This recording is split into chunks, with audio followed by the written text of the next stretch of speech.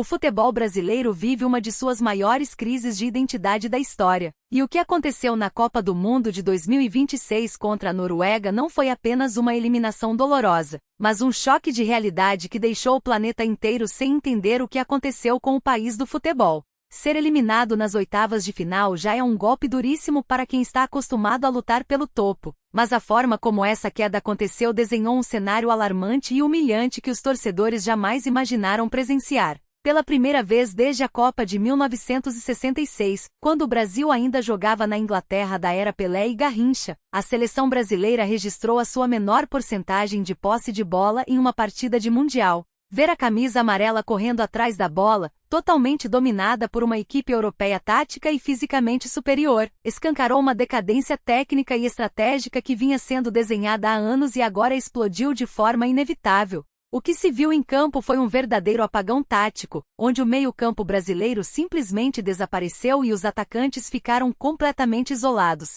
sem receber um passe limpo sequer. A Noruega, que soube explorar perfeitamente cada uma das fraquezas estruturais da seleção, controlou o ritmo do jogo do primeiro ao último minuto, enquanto o Brasil parecia um time amador, assistindo ao adversário trocar passes com facilidade e impondo uma superioridade que há muito tempo não se via contra o nosso futebol. Esse dado estatístico da menor posse de bola desde 1966 não é apenas um número frio em uma planilha. Ele é o reflexo exato de uma seleção que perdeu a sua essência criativa, que não consegue mais ditar as regras do jogo e que virou refém de um sistema engessado que já não funciona mais no futebol moderno de alto nível. Mas como a seleção brasileira chegou a esse ponto crítico? Para entender o tamanho desse desastre nas oitavas de final, precisamos olhar de perto para os erros cruciais cometidos ao longo de toda a preparação e que se repetiram de forma amplificada dentro de campo nesse confronto decisivo. A falta de repertório tático foi gritante,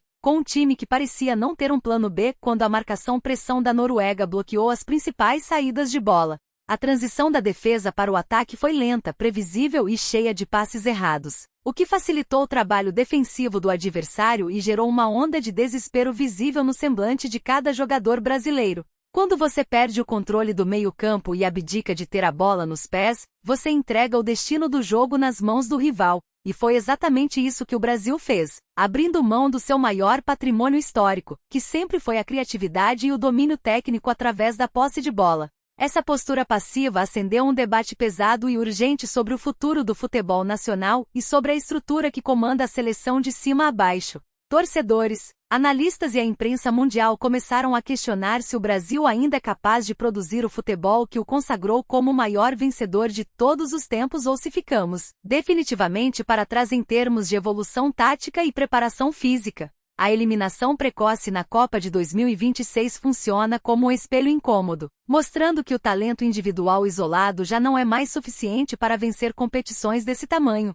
Sem uma organização coletiva sólida, sem um planejamento estratégico moderno e sem uma reformulação profunda nos conceitos que norteiam o nosso jogo, o Brasil continuará sofrendo derrotas vexatórias contra equipes que, no papel, possuem elencos muito menos badalados. A frustração é ainda maior porque o torcedor brasileiro sentia que este poderia ser o momento de uma virada de chave, mas o que recebeu em troca foi uma atuação covarde e sem alma, que quebrou recordes negativos históricos. Ficar 90 minutos correndo atrás de adversários sem conseguir articular 3 passes seguidos é uma ofensa à história da camisa pentacampeã. Esse desempenho abaixo da crítica escancara a urgência de uma mudança radical que não pode mais ser adiada, exigindo que os novos rumos da seleção sejam traçados com seriedade, foco na modernização tática e no resgate da nossa identidade competitiva. O caminho para recuperar o respeito internacional será longo, doloroso e vai exigir uma autocrítica profunda de todos os envolvidos no futebol brasileiro, pois continuar ignorando sinais claros de declínio só vai nos afastar ainda mais do topo do futebol mundial. Diante de um cenário tão alarmante e de uma eliminação que vai ficar marcada na história pelos piores motivos possíveis, o debate está apenas começando. Agora eu quero saber a sua opinião sobre esse momento delicado da nossa seleção. Você acha que o problema principal está na falta de comando técnico, na postura dos jogadores em campo ou na forma como o futebol brasileiro é gerido como um todo? Deixe o seu comentário aqui embaixo para a gente debater esse assunto que está mexendo com o país. Se você gostou da análise e quer continuar acompanhando os desdobramentos dessa crise e as próximas novidades do futebol, não se esqueça de deixar o seu like, se inscrever no canal e ativar as notificações para não perder nenhum conteúdo. Um grande abraço e até o próximo vídeo.